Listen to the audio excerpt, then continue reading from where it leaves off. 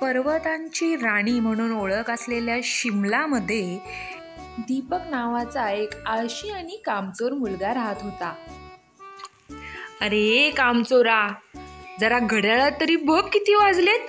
11 वाजून गेले आणि तू अजून अंथरुणातच आहेस. दीपक धनाजीच्या बोलण्याकडे कानाडोळा करून तसाच पडून राहतो. मी तर कंटाळून गेलो या मुलाला. दिवसेंदिवस याचा आळशीपणा वाढतच चाललाय. काय बाबा, झोपू पण देत नाही. काय झालं, 11च तर वाजलेत. आणि तसं पण मी एवढ्या लवकर उठून असा कोणता मोठा तीर मारणार आहे. अरे म्हणूनच तर उठवतोय तुला. आज मी तुला माझ्या कामावर घेऊनच जाणार आहे. काम आणि मी? तुम्ही असताना मला काय काम करायची गरज आहे? अरे माझं फुटकं नशीब रे, म्हणून तुझ्यासारखा मुलगा मिळाला. देवाने त्याच्यापेक्षा कोणी नाही दिलं असतं तर बरं झालं असतं. फक्त मलाच माहीत की मी तुला कसं झेलतोय ते. अरे मग तुम्हाला कोणी सांगितलंय की मला झेला म्हणून? हे बघ, ज्या दिवशी मी नसेल ना त्या दिवशी तू खूप पस्तावशील, सांगून ठेवतो. अरे काय पस्तावशील हा? दिवसभर नुसते टोमणे मारत राहतात तुम्ही.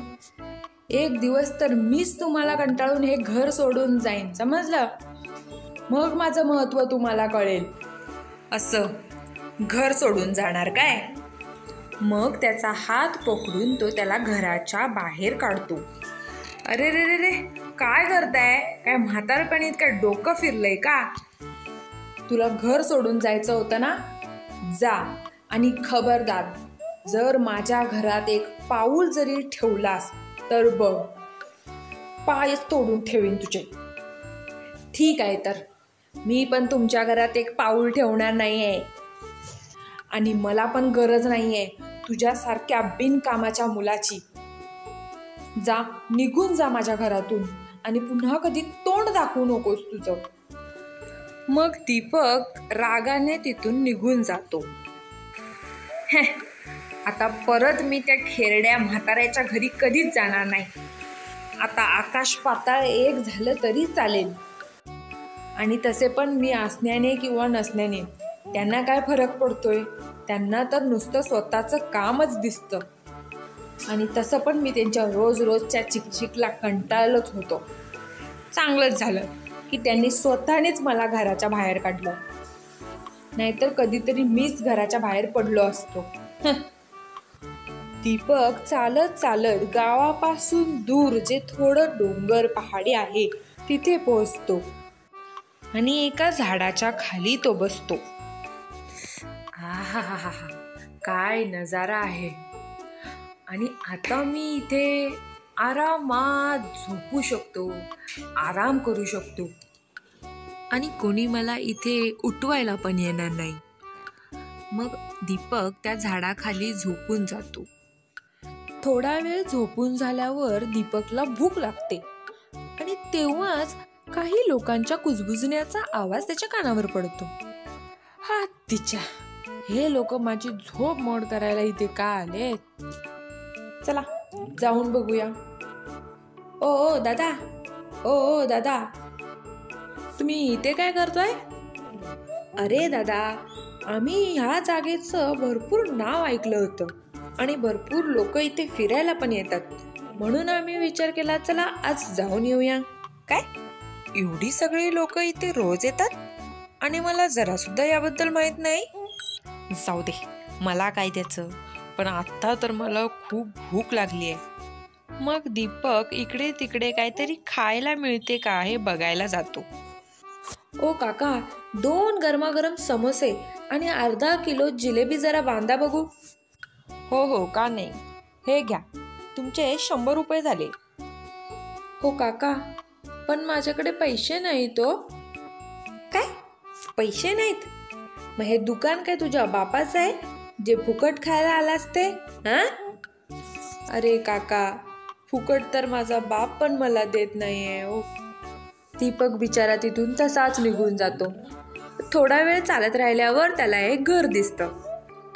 अरे, कुणी आहे का? मला थोडं काही खायला मिळेल का? एक माणूस त्या घराच्या बाहेर येतो. ए, भीक मागायची तर जाऊन दुसरीकडे माग. एवढा चांगला हट्टाकट्टा तर आहेस, काहीतरी कामधंदा कर. येतात कुठून कुठून तोंड घेऊन. अहो, काही खायला नसेल तर जरा पाणी तरी द्या. ठीक आहे, देतो. तो माणूस पाणी देतो. दीपक ते पाणी पितो आणि तसाच त्या डोंगरावर निघून जातो. किती फिरलो पण कोणच मदत करायला तयार नाही. बापू खरंच सांगत होते की ही दुनिया अशी नाहीये जसा आपण विचार करतो. इथे कोणाला गरज असल्याशिवाय कोणी कोणाची मदत देखील करत नाही. 1-2 दिवस तो असाच उपाशी राहतो. 2 दिवस झालेत, मी काहीच नाही खाल्लंय. जर असंच चालत राहिलं तर मी तर असाच मरून जाईन. आता मी एक काम करतो, इथे जाऊन कोणाची तरी मदत करतो. निदान कोणतरी मला एक वेळचं तरी खायला तरी देईल. मग तो काहीतरी खायला भेटेल याच्या आशेने गावाच्या दिशेने जातो. थोडा वेळ चालल्यानंतर दीपकला एक म्हातारी बाई दिसते, जी चालता चालता खाली पडते. अरे आई, काय झालं तुम्हाला? चला, मी तुम्हाला तुमच्या घरी सोडतो. आणि मग तो तिच्या बाजूला बसतो. अहो आई, काय झालं तुम्हाला? अशा का तुम्ही अचानक पडलात? अरे काही नाही रे, थोडीशी चक्कर आल्यासारखं झालं. तुमचं कोणी मुलगा सून नाही आहे का? आहेत रे, पण ते कामानिमित्त बाहेर आहेत. दीपकला भुकेशिवाय काही दिसत नाही. मग तो त्या आईने विचारतो, काही खायला आहे का तुमच्या घरी? तेव्हा ती आजीबाई तिच्या पर्समधून थोडे पैसे काढते आणि दीपकला देते. बाळ, माझ्याकडे तर एवढेच पैसे आहेत, याच्यात काय भेटत असेल तर ते घेऊन ये. हे काय, फक्त 20 रुपये? यात काय होणार? हां, मी मॅगी घेऊन येतो. म्हणजे कसं? लवकर पण होईल आणि माझं पोट पण भरेल. दीपक मॅगी घेऊन येतो आणि घरात बघतो तर आजीबाई चहा बनवत होत्या. अहो आई, तुमची तब्येत ठीक नाही ना? अरे बाळ, मला सवय आहे. बघू काय आणलंस? मॅगी? दे, मी फटाफट तुला बनवून देते. हो आई, खूप भूक लागली आहे, आपण दोघं मजेत खाऊ. दीपक मॅगी बनवायला त्या आजीला मदत करतो आणि बोलता बोलता आजीबाई मॅगी कशी बनवायची ते दीपकला शिकवते. आजीबाई मॅगी तयार करते आणि दोघं जण मॅगी खाता खाता चहाचा मस्त आनंद घेतात. आई, काय मॅगी बनवलीस तू? मस्तच आहे, अशी मॅगी तर मी कधीच नाही खाल्ली. दीपक 2 दिवस त्या आजीबाईंसोबत तिची सेवा करण्यात घालवतो आणि 3ऱ्या दिवशी सकाळी, आई, आता तुम्हाला ठीक वाटतंय ना? हो, मी अगदी बरी झाली आहे बघ.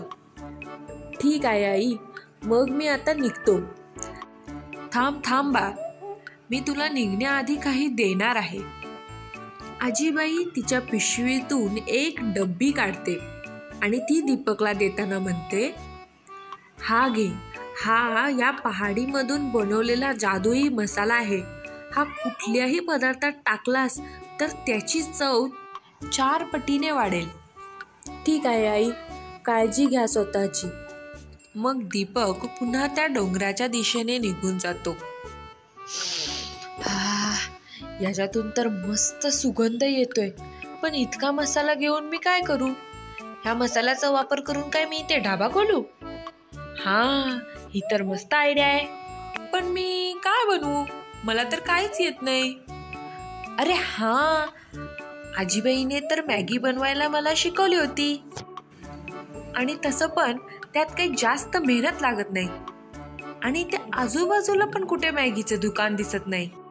मग दीपक आपल्या हातातील चांदीची अंगठी विकून आसपासची काही लाकडे आणि टेंटच्या सामानाचा जुगाड करून एक मॅगी आणि चहाचं दुकान खोलतो. थोड्याच वेळात दीपकच्या दुकानात एक माणूस येतो. अहो दादा, एक मॅगी आणि एक चहा द्या बरं. काय पण म्हणा, पण अशा ठिकाणी चहा आणि मॅगी मिळणं म्हणजे मस्तच. 1-2 दिवस तर त्याचं दुकान छानच चालतं, पण तिसऱ्या दिवशी खूपच जोराचं वारं वाहतं आणि त्याचं टेंट पडून जातं. अरे रे, माझं दुकान. मग दुसऱ्या दिवशी बिना छताचं तसंच दीपक आपलं मॅगीचं दुकान चालू ठेवतो. पण त्याच रात्री जोराचं वादळ येऊन खूप जोरात पाऊस पडायला लागतो.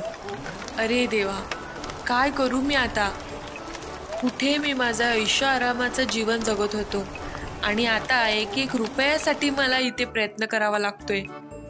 मग दीपक आपलं उरलं सुरलेलं सामान घेऊन जवळच्याच घरात मदत मागायला जातो. अहो दादा, पाऊस थांबेपर्यंत मी इथे थांबू शकतो का? हो हो, का नाही, या आत या. अहो पण इथे एक आई होत्या, त्या कुठे आहेत? तुम्ही त्यांचा मुलगा आहात का? हो हो, पण तुम्ही कसे ओळखता माझ्या आईला? अहो मागे 2-3 दिवस त्यांची तब्येत ठीक नव्हती, तेव्हा मी इथे राहिलो होतो. अच्छा, तर तूच तो मुलगा आहेस? गावकऱ्यांनी मला सांगितलं. बर बर, पण आई कुठे? मला त्यांना काहीतरी सांगायचं आहे. आई? ओ आई, तुम्हाला कितीही वाटलं तरी तुम्ही आता माझ्या आईला काही सांगू शकत नाही, कारण काही दिवसांपूर्वी आई आम्हाला सोडून देवाघरी गेली. हो. काय? वारल्या त्या? हो, मी काही कामानिमित्त बाहेर गेलो होतो, त्यातच माझ्या आईची तब्येत खूप बिघडली आणि त्यावेळेस तुम्ही इथे येऊन तिची सेवा केलात, त्याच्याबद्दल खूप धन्यवाद. गावकऱ्यांनी मला त्याच्याबद्दल सांगितलं सुद्धा. पण तुम्ही या जंगलात पहाडीत असे का राहता आणि करता काय? मी तुमच्या आईच्या मदतीनेच एक छोटंसं इथे मॅगीचं दुकान काढलंय. अरे वा, आयडिया तर तुमची खूप छान आहे. आणि तसं पण आसपास कुठलं हे मॅगीचं दुकान सुद्धा नाही, तर तुझं दुकान खूप चालेल. तेवढ्यातच त्या मुलाची मुलगी तिथे आली. पप्पा, मला पण मॅगी खायची आहे. तेव्हा दीपक म्हणतो, बाळ, माझ्याकडे अजून थोडीशी मॅगी उरलेली आहे, तू ती खाऊ शकतेस. पप्पा, खूप छान मॅगी आहे बघा, खाऊन तरी बघा. तेव्हा तो मुलगा ती मॅगी खाऊन बघतो, त्याला ती खूपच आवडते.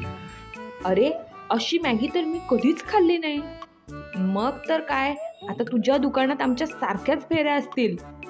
नाही, आता मला काहीच करायचं मन नाही. मी कितीही प्रयत्न केला तरी माझं दुकान काही चालणार नाही. अरे, अशी मॅगी कुठे पूर्ण शहरात शोधलीस तरी मिळणार नाही. खूप छान आहे. वाटलंच तर मी तुला काही मदत करू शकतो. तसं पण तू माझ्या आईची खूप सेवा केली आहेस. हो, ते तर आहे. हे म्हणतात तर यांची मदत मी जरा घेतोच, कारण दुकान नसेल तर दुसरं काहीतरी काम मला नक्कीच करावं लागेल आणि त्यात मेहनत पण असणार. त्यापेक्षा हे ठीक आहे. हो हो, ठीक आहे, पण तुम्ही आणि तुमची मुलगी रोज आले पाहिजे माझ्या दुकानात. नको नको, नाहीतर अशाने रोज मॅगी खायची सवय माझ्या मुलीला लागेल. मग अरुण त्याची मदत घेतो आणि त्याच्या मदतीने एक छोटंसं दुकान चालू करतो आणि हळूहळू त्याचं दुकान चालू लागतं. डोंगरावर फिरायला आलेली लोक त्याच्या हातचा चहा आणि मॅगी घेतल्याशिवाय जायचेच नाही. काही लोक तर त्याच्या मॅगीची इतकी प्रशंसा करतात की आपल्या घरच्या कार्यक्रमात तुझ्या मॅगीचा स्टॉल लावूया अशी त्याला मागणी करतात. काही दिवसानंतर त्याच्या दुकानावर त्या आजीबाईंचा मुलगा आणि त्याची मुलगी येते. त्यांना पाहता क्षणीच दीपक त्यांना ओळखतो. हो, माझी बाहुली इथे येण्यासाठी आता तर जिद्दच करत होती, म्हणून म्हटलं चला जाऊन येऊया. बरे झाले दादा, खूप दिवसापासून माझीही इच्छा होती तुम्हाला भेटायची. मग दीपक स्वतःच्या हाताने बनवलेला चहा आणि मॅगी त्यांना देतो आणि मग तो त्यांच्याकडून घेतलेल्या पैशाची त्यांना परतफेड करतो. तुम्ही मदत केलात म्हणून आज हे माझं दुकान चालू झालं. अरे, त्यात मदत कसली, तूही माझ्या आईची भरपूर सेवा केलीस, त्याच्या पुढे हे तर काहीच नाही. हळूहळू त्याचे दुकान आसपासच्या गावामध्ये फेमस झाले आणि दीपकने आजीबाईने दिलेल्या जादुई मसाल्यापासून निरनिराळ्या प्रकारच्या मॅगी बनवायला सुरू केल्या आणि त्याचे दुकान गावोगावी खूप फेमस झाले. हळूहळू त्याचे दुकानाचे रूपांतर एका ढाब्यात झाले. त्याने काही माणसं कामासाठी आपल्या हाताखाली सुद्धा ठेवली. आणि एक दिवस कुठे मी बिनकामाचा मुलगा लाचार म्हणून पडून राहायचो आणि आज बघा माझा स्वतःचा ढाबा आहे. पप्पा तर खरंच सांगत होते, मला खूप आठवण येते, पण काय करू. थोड्या वेळाने तो गिऱ्हाईकांना मॅगी आणि चहा देत होता. तेव्हा त्याने ऐकले काही माणसे बोलत होती की एक माणूस आणि त्याची बायको त्याच्या मुलाला भेटण्यासाठी देवाकडे 3-4 दिवसापासून उपाशी राहून नवस करत आहेत आणि त्या मुलाला तो काही काम करत नाही म्हणून त्याच्या वडिलांनी स्वतःनेच घराच्या बाहेर काढले होते. हे ऐकून दीपकला धक्काच बसला आणि तो पळत पळत त्या मंदिराकडे गेला आणि पाहतो तर काय, 3 दिवसापासून उपाशी तापाशी त्याचे आई वडील तसेच मंदिरात बसले होते. तो पळत पळत जातो आणि त्याच्या वडिलांना मिठी मारतो आणि रडत रडत म्हणतो, बाबा तुम्ही जे सांगत होता ते खरं होतं. मेहनतीशिवाय दुसरा पर्याय नाही. तुम्ही घरातून काढलात म्हणून बरं झालं. त्यामुळेच मी आज स्वतःचा ढाबा खोलू शकलो. वडील आश्चर्यचकितच होतात आणि म्हणतात, काय ढाबा? तुझा ढाबा आहे? हो, चला ना बघूया. आई देखील हे ऐकून खूप खुश होते. मित्रांनो, गोष्ट आवडली असेल तर लाईक करा, शेअर करा आणि सबस्क्राईब करा.